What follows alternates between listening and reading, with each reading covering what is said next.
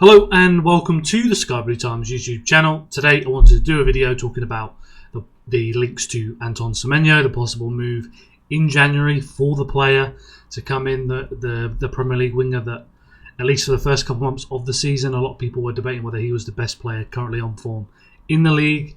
You look ahead to the January transfer window, there's a reported release clause of 60 million plus 5 million in add-ons that has to be done within, I think it's the first couple of weeks of the window. It has to be done very early so that Bournemouth still have another week or two on the back end to be able to bring in a replacement for Semenyo. It goes down even further in the summer. But with the situation within the squad, which we'll touch on a little bit later in the video, when you're looking at some of the output of the players that would play on the right wing, which is where I think bulk of his minutes would come, at least in this second half of the season. You're looking at the output of those players, the areas where they struggle. I think there's a lot of ways that matches up with the strengths of Semenyo. You look at Omar Marmoush, that's only not long got back from injury. He's missed, I think it was 8 games out of the total 20 games we played this season through injury, and that's not including any games after he returns from injury, the first kind of couple of games to get up to speed, play more minutes and so on. So he's not really been able to play a lot of minutes this season. And then obviously you look at the form of Jeremy Doku for the majority of the time that Marmoush has been out, and he's cemented his place. Erling Haaland's form cemented his place. And then having the different options in Semenyo and Bob on the right wing makes it difficult to put Marmoush out on that right wing. So it's not been easy for Marmoush to find minutes in the team. And then obviously you sprinkle in the fact that Shirky had a good little run of a few games and is looking to get his way into the team with the output that he has. The quality he has to create chances. I think he's a player really knocking on the door to start a lot more games as well. So competition is really tight. That's something to bear in mind with the idea of Semenyo coming in when you're looking at minutes, and we'll touch on that towards the back end of this video. But I think it's easy to see why the idea's been floated out there. And then when you look at the fact that he has that release clause, Ghana didn't qualify for AFCON, so he won't be going there. But whilst Marmoush will be, he is homegrown, so you're not looking at needing to offload a non-homegrown player to be able to bring Semenyo in.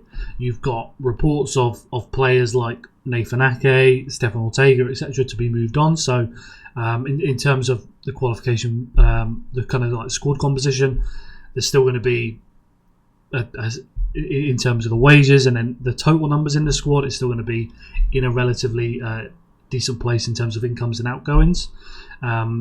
So yeah, I think it's not really surprising to see this come up, as well as that Bournemouth really want to get this deal done early in the window if it's going to happen at all.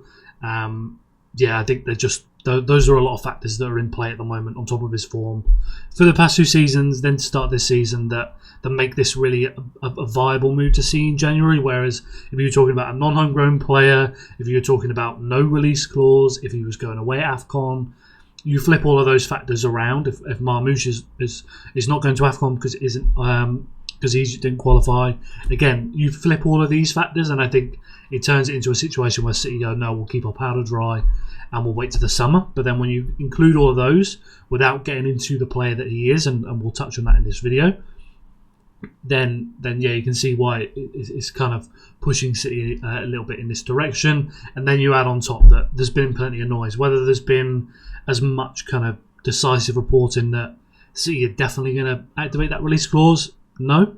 But has there been a hell of a lot of noise from lots of credible journalists that City are absolutely interested, that they are well informed on the deal, and they are considering it? Yes, there has been.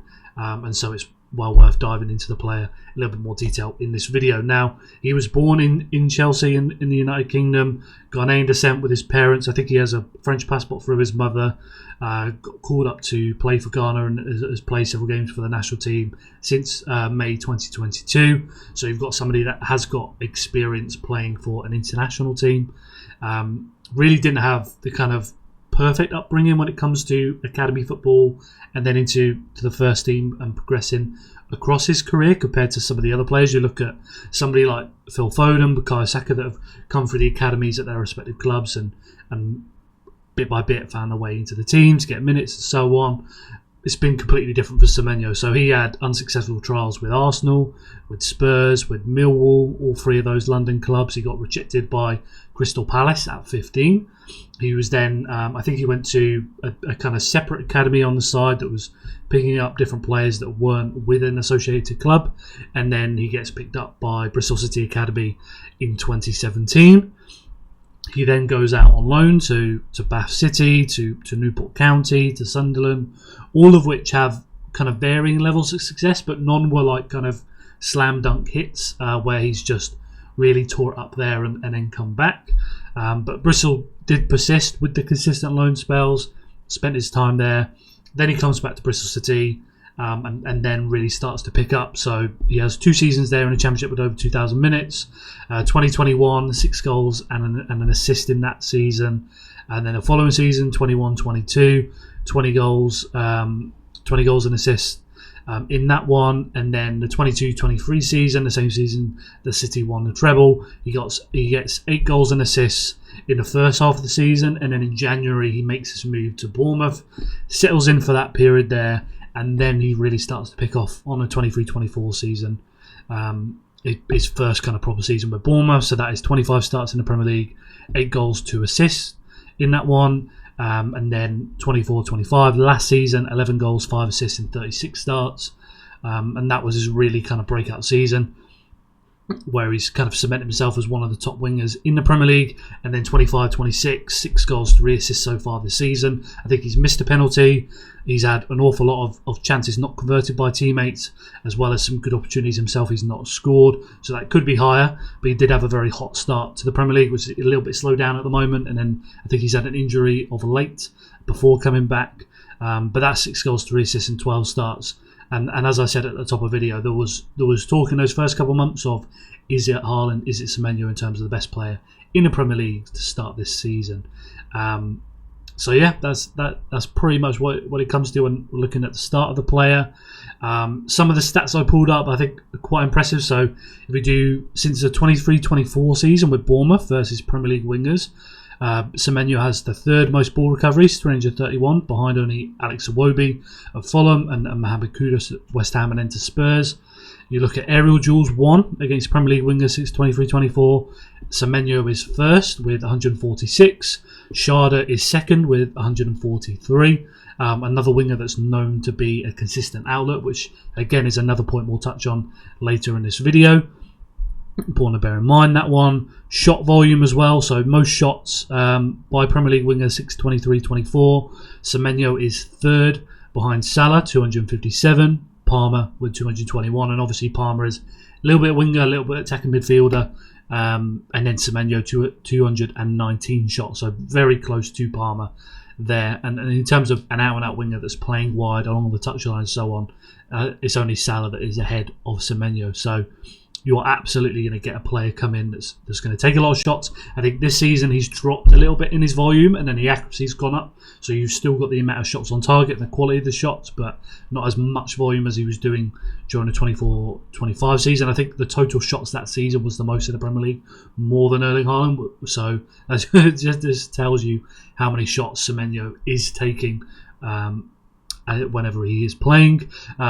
Another one I found, so this is single season since the Premier League in 2017. Semenyo is the only winger in a single season to have 100 ball recoveries, 50 plus aerial duels won, 100 plus shot creating actions, and 100 plus shots. So that really is a kind of unique combination, I'd think, in terms of a player that can do the kind of defensive work, high up the pitch, that can put in the tackles, win the ball, work well when it comes to pressing high. Obviously coming from Bournemouth, a team that he will be well drilled in that, has the physical qualities to do very well, and has shown that over a good couple seasons now. So I think that's another little kind of point to bear in mind, that for a team that is looking to re-establish its high press, to improve its work out of possession, this is a player coming in that can absolutely do that, has the physical qualities for it, has shown it with the system at Bournemouth, that he's able to learn those different qualities. And so yeah, but then also he's able to win a lot of aerial duels. He is an outlet for balls over the top. You think about the way the Premier League is, teams go man to man, some of the space that does open up by trying to bait the opposition press deep onto you to be able to play the short build up, but then also having the option up high, Haaland, your two wingers, to be able to play the ball into. Well, not only would you have Erling Haaland, you'd also have Semenyo as a genuine option to play into over the top of the press, and then be able to make those kind of transition moments that you can create, as well as being able to create shots, 100 plus shot creating actions, and take shots himself, obviously over 100 shots and that was the 24-25 season. So these are all, I think, important stats that give you a lot of context into the quality of the player, but also the different kind of skills that he would bring to the team. And I think another thing, actually, when I was just looking up, so I think there's that kind of notion that he is a player that only plays in fast breaks. Now, if you're coming from Bournemouth, I think that's a fair concern to have, the way that they press. They want to try and drag opposition teams into that kind of chaotic game state that they thrive in, that opposition teams, particularly teams that like to control possession, do not perform their very best in. So that's something to bear in mind. When I was looking at goals via fast breaks this season, 4 out of 6 were that. But then the 24-25 season, only 3 out of 11 goals he scored were from fast breaks, and then 23-24, only 2 of his 8 goals were scored from fast breaks. So I think that is definitely something this season. You think about the Liverpool game is probably swayed that a fair bit. I think he had a goal against Fulham as well, which would count as a fast break. But that's not the entirety of his game, and obviously coming from a team that plays a lot in those situations, I think they have the most fast breaks goals in the league this season. It's a little bit expected, but then on the flip side, City are second in the Premier League this season for goals via a fast break with 4. So we are a team that are looking to take advantage of those situations. Semenyo is absolutely a player that can do that alongside somebody like Erling Haaland. And then some of the other things I think I've seen people talk about, and I think are also fair, is the lack of volume when it comes to dribbling, and we'll touch on this a little bit later when we're comparing some of the City wingers to Semenyo. But he doesn't have the super high volume in terms of dribbling compared to Semenyo, compared to Jeremy Doku. Now, similar to what I'm talking about with the fast breaks, that might be something that we see really increase once he moves to Manchester City and he sees the ball a lot more. So that's something to bear in mind. Being a player that creates a high volume of chances like Doku is this season, he's, again, not quite that player. Whether that changes at City, I think that's another question mark to bear in mind. The kind of high volume of penalty area entries, again, he's not going to get lots of volume compared to what Doku is doing, even though Doku is an outlier. And again, that's something I think is fair to be concerned about, but could also flip on its head once he makes the move to City and he sees the ball a lot more. And then the last thing I wanted to mention was he looks more suited to being a player that's kind of low usage. So by that I mean, if you look at Jack Grealish, he's a player that wants to touch the ball, lots of touches, lots of passes, wants to feel involved in the game. If he doesn't feel connected to the game, then he will drift in and out and switch off and so on. I think for Semenyo, he comes alive in any moment. He's not necessarily somebody that needs to always touch the ball. And I think also within that, you're looking at the team to set up in the correct way. So recent example would be when we played against Villarreal in the Champions League, and we had it set up so that Doku and Semenyo had to stretch the fullbacks, and that really was their number one job, to open up the space between the lines and between the fullbacks and the centre-backs. I think for Semenyo, he loved that space once he eventually got the ball, and a lot of the play went down that right-hand side. But on the flip side with Jeremy Doku, I don't think that saw the best out of him being really stretched far out wide in lots of space. He's much more better being explosive with his ability 1v1 in the smaller spaces, really congested between different defenders in the opposition block, as we've seen this season as he's come more and more inside.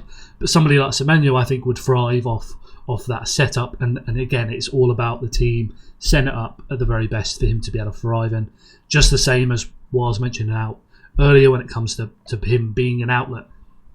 He's great at winning these aerial duels and combining with players that hold up play and being able to facilitate these ways to build up through and play over the opposition press. And and so on, and create those kind of transition moments. But you also have to set up the team to be able to do that. So that means you do have to make sure you really do bait the opposition press deep to open up that space between the back line and the opposition midfield line that you can then play into somebody like Semenyo. So it has the qualities, but again, you need to see the team set up in the best way for that, for him.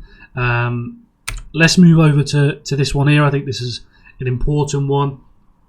Nice little graphic from The Athletic talking about him being this 2-footed player. This is percentage of shots taken with either foot in the Premier League, 24-25.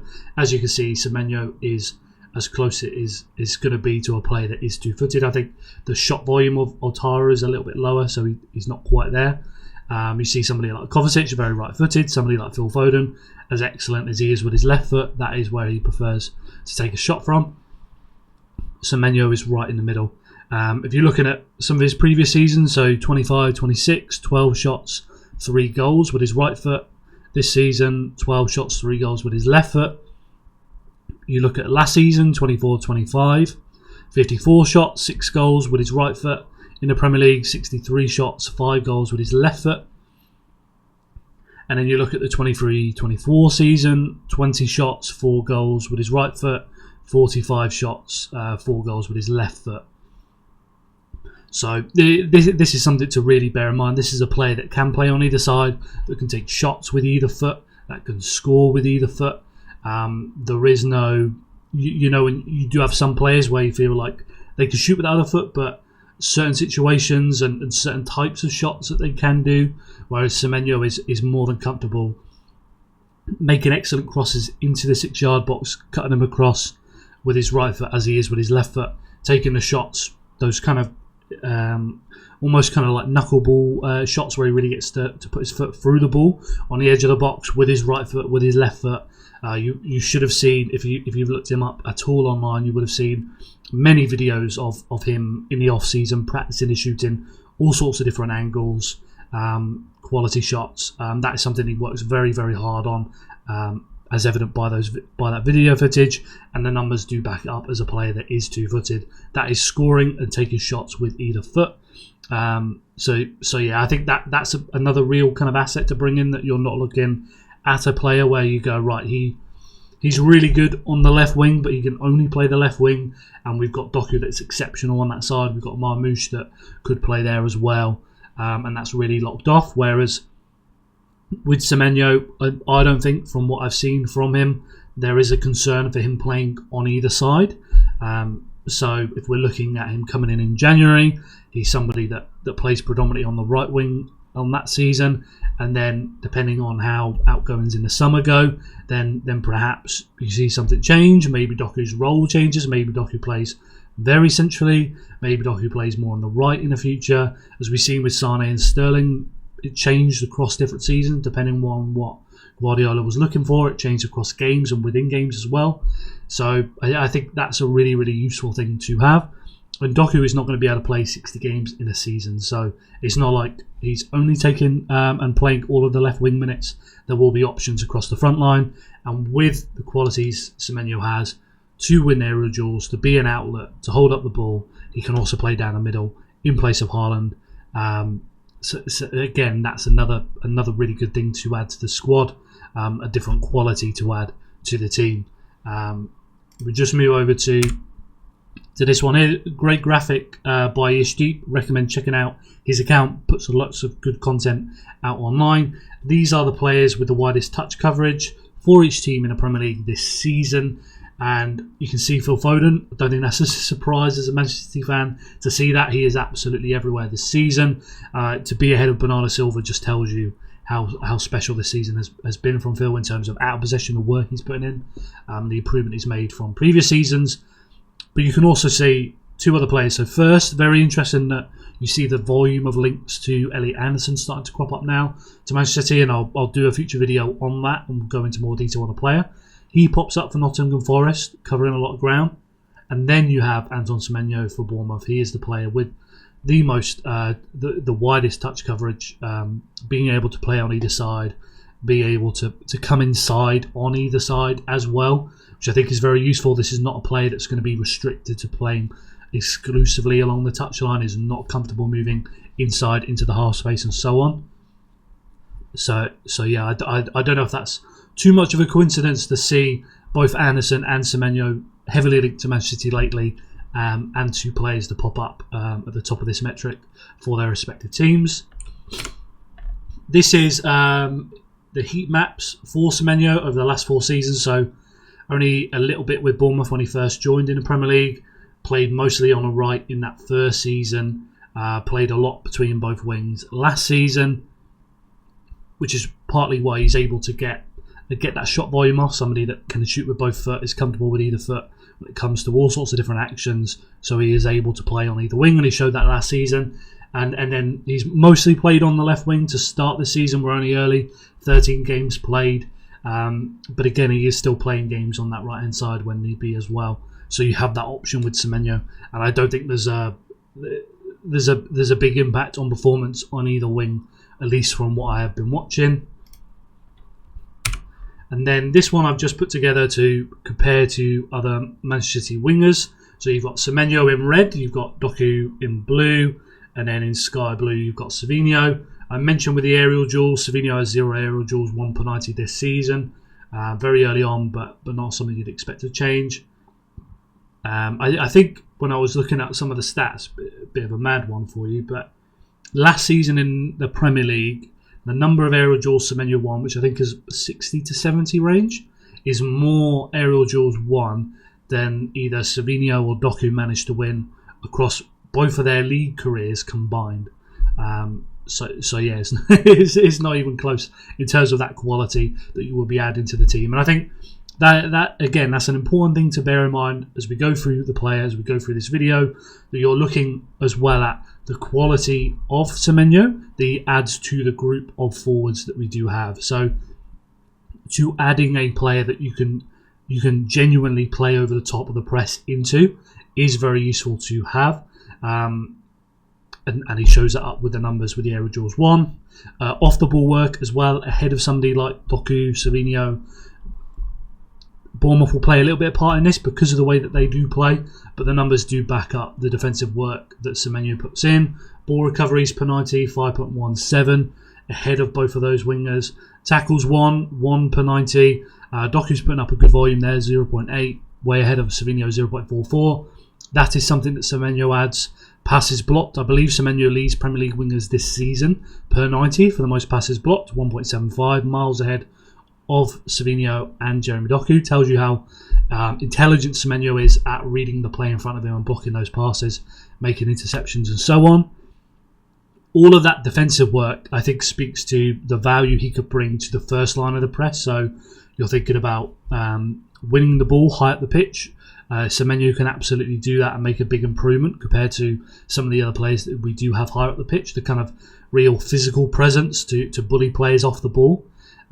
He's going to be able to bring that. You think about tracking back. He's somebody that can do that could support the right back. That's got the physicality to muscle the wingers and the fullbacks off the ball, and to really be kind of imposing on some of the opposition fullbacks compared to a winger like Semenyo. It's a little bit more slight. Semenyo is the person that can really knock those players off the ball. Whether it is somebody like Vardiol, he'll have no issue, as we saw last season, pushing him off the ball and recovering the ball high at the pitch. Shots on target, 1 per 90 this season. The volume's gone down, but he's still able to consistently get a shot on target every single 90 minutes. XG per 90, 0.39, big upturn this season. I think he's around 0.2728 for the previous 2 seasons, so this has gone up this season with 0.3, probably a little bit inflated by the penalty. Improvement on both of our wingers. I think Marmoush is normally somewhere between like 0.4 to 0.5 in the last couple of seasons, so he's behind on that metric compared to Marmoush, but he is still a jump up from Semenyo, from Jeremy Doku, and as I mentioned earlier in the video, I think that is another one of the areas that you would expect and you'd hope for Semenyo taking a little bit of a leap forward. If he does move to Manchester City, will he then get an increased amount of XG per 90 minutes? Better shots, better quality shots from playing at a team further up the table. I think that's another thing that you'd want to see. As when it comes to the underlying numbers, they're not something that is this kind of huge outlier that is kind of going under the radar, and you think as soon as you put him into City, he's going to shoot off. You would need to see him take a little bit of a step forward. Goals per 90, obviously Semenyo has 0. Doku, I think, has 1, and then Semenyo has a 6, so 0.5 goals per 90 in the Premier League this season.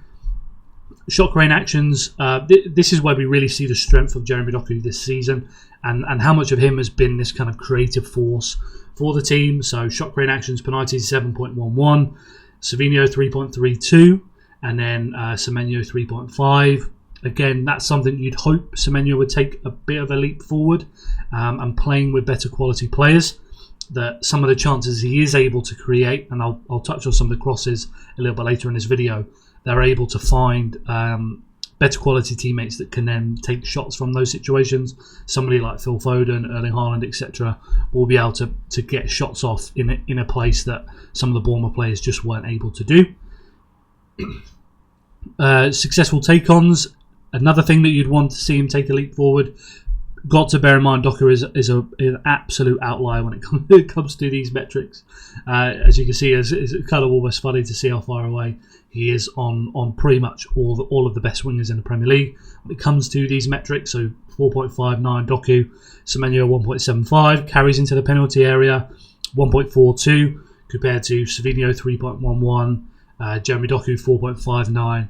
Again, you'd want to see that go up. You think having more of the ball, having more possession, more touches in the final third would lead to more carries into the penalty area from Semenyo compared to at Bournemouth.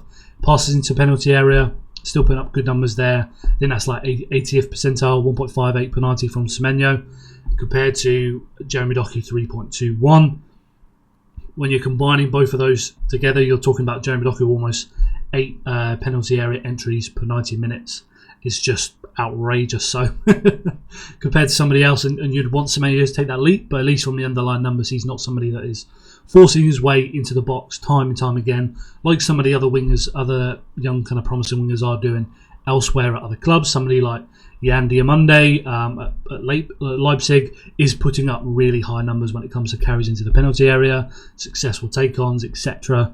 For Semenyo, this is an area you'd want to see him take a leap, but you're also bearing in mind that you're bringing in the qualities that he does have when it comes to winning aerial duels, being that outlet, the defensive work, out of possession, and to be just a much more reliable and consistent shooting and scoring threat compared to Semenyo, Oscar Bob, etc.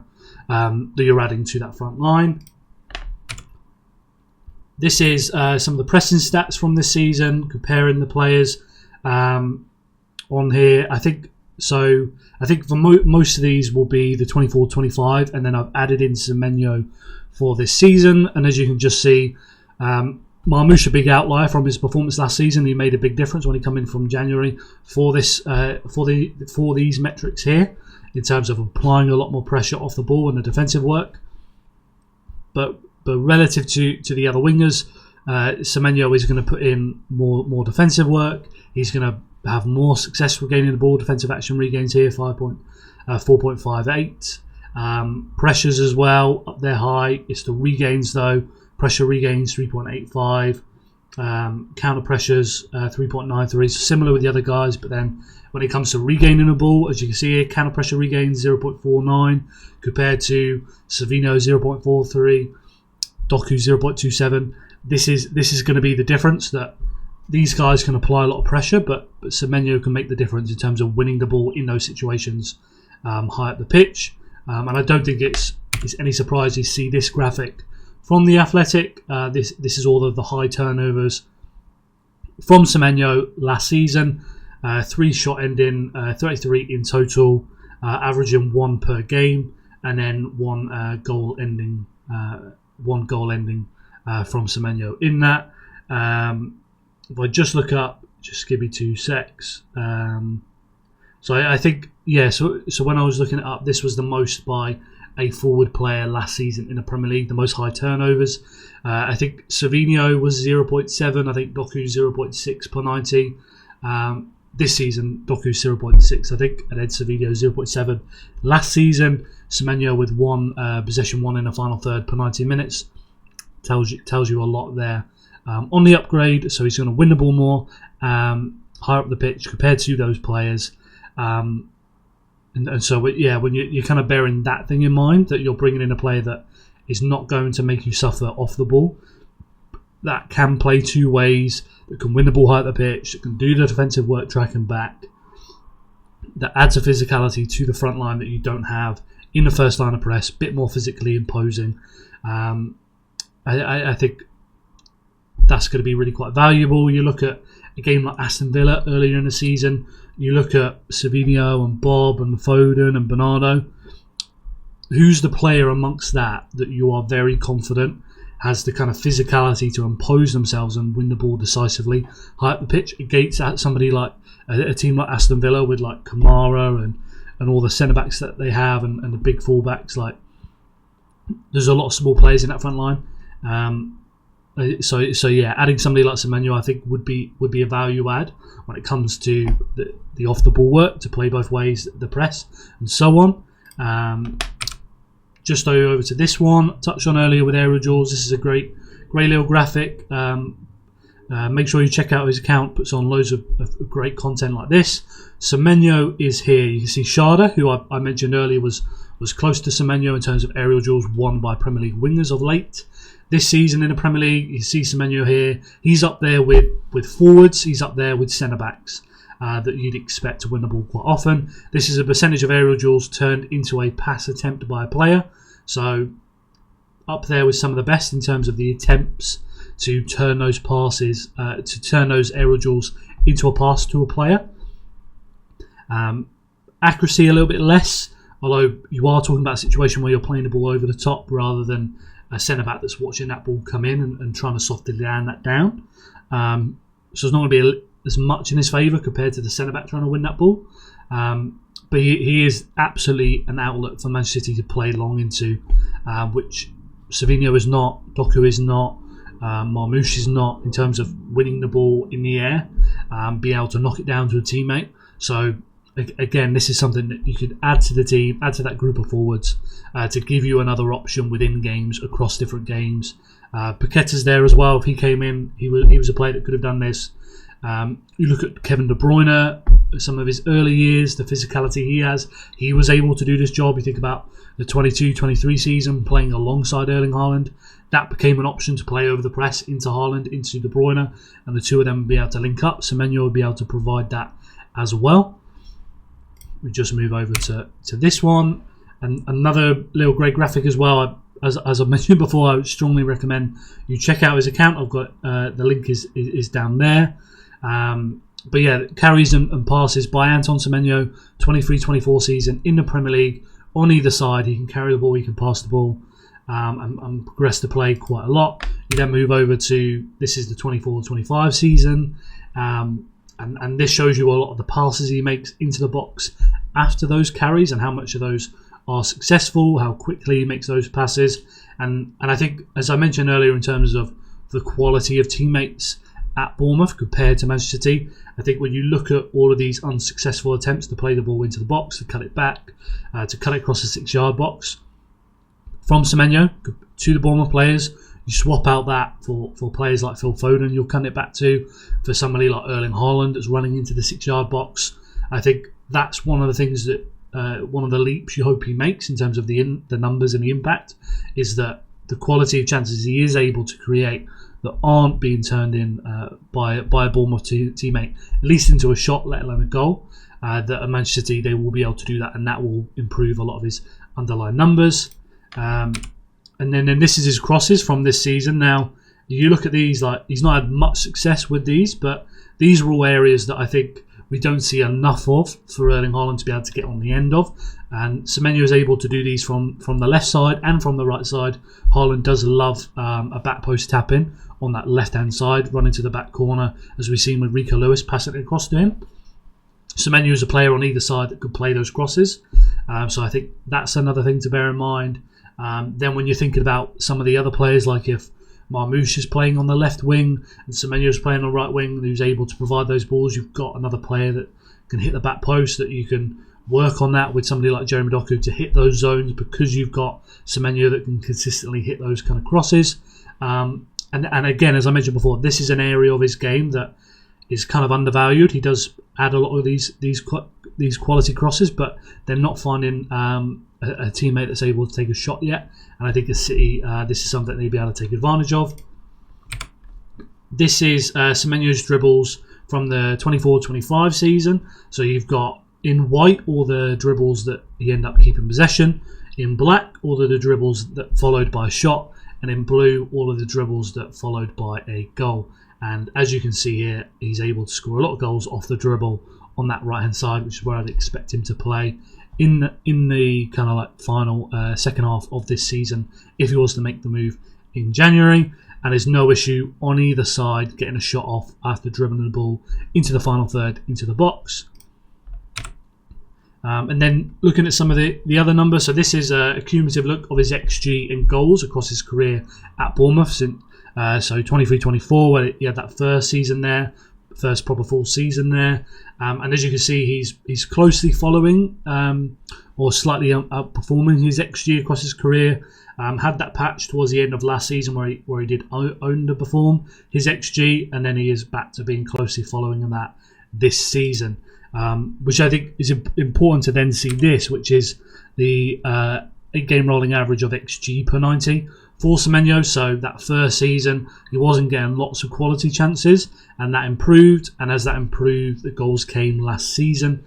Had that dip there where the quality chances dropped down, which explains that drop of him underperforming his XG towards the back end of last season. And then that's picked up again for this season. And I think if you're able to get him at Man City, this kind of level, 0.3 to 0.4 up to 0.5, depending on the kind of like peaks at different moments, then I think you've got a player that's able to consistently score plenty of goals across the season for Manchester City, especially if you're looking for somewhere between 10 to 15 goals in the Premier League. I think that's more than possible with Semenyo, and that would be a big step forward on the output that we've at least seen from somebody like Semenyo, somebody like Oscar Bob, as well as Jeremy Doku to a lesser degree as well.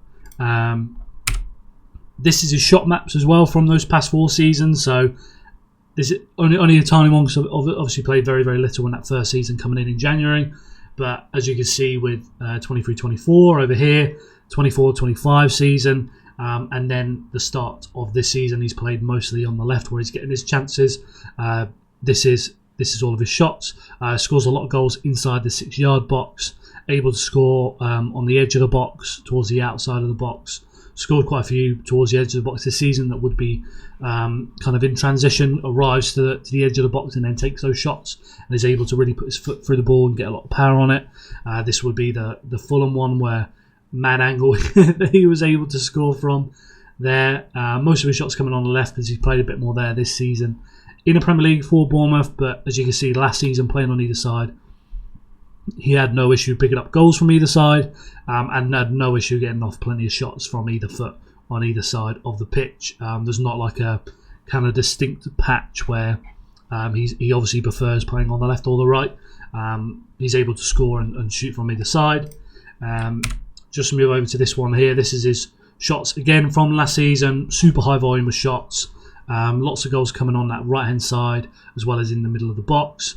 And then when you're looking at where he's shooting on a goal, able to consistently hit the corners either side with his goals, score through the middle. But there's not like with some players though, you have, like with Marmoush, really does prefer one corner, whereas with Semenyo he's able to hit either corner quite comfortably, being 2-footed, shooting from either side. And as you can see here, with those 2 shot totals, heading a good reminder actually for me. I think so in terms of being an outlet and playing long into, Semenyo can absolutely do that.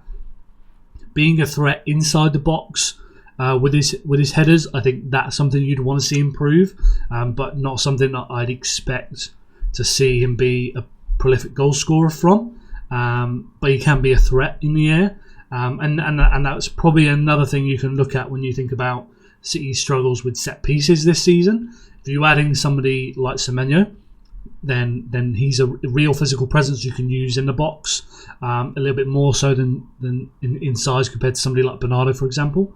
You're kind of increasing the kind of physical floor of the team, obviously, but when it comes to those corner routines, you've got another option for the set piece coach to be able to work with. You think how useful somebody like Nico Riley's been with his size. You had a winger like Semenyo that has that physicality, then that's another tool to be used. And so yeah, when you're looking at the mix of all of his qualities, I think there's a lot of areas where he's able to add value to the team. I think there's plenty of areas where you can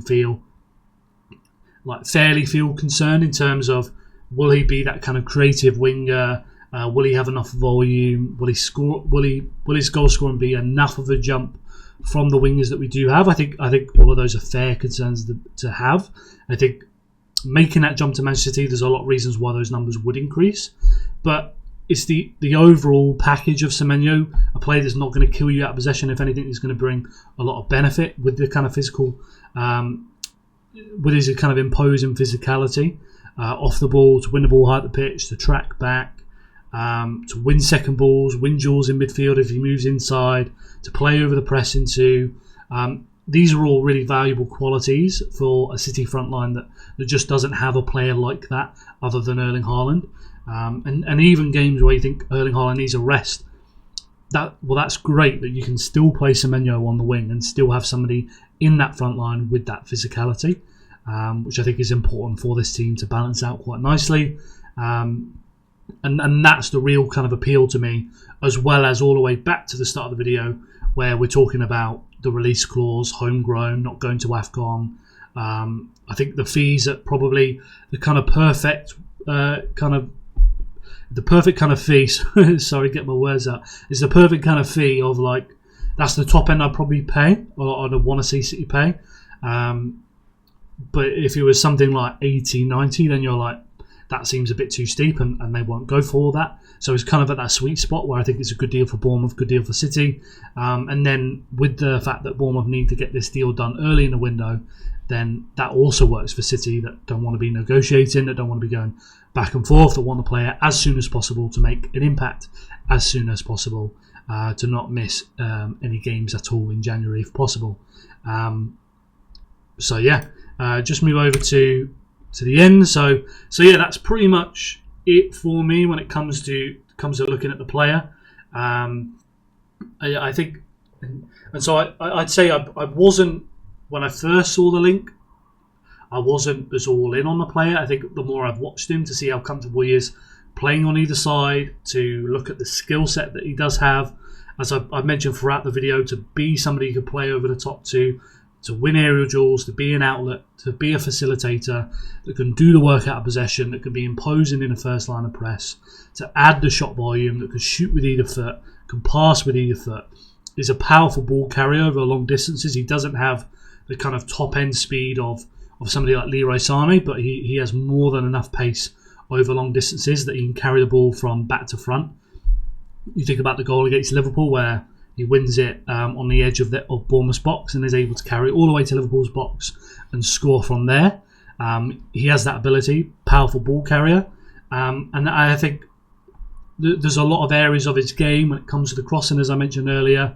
The quality of players he will now be playing with in terms of converting the chances that he creates into more shots. I think there's a lot of reasons why those numbers would improve.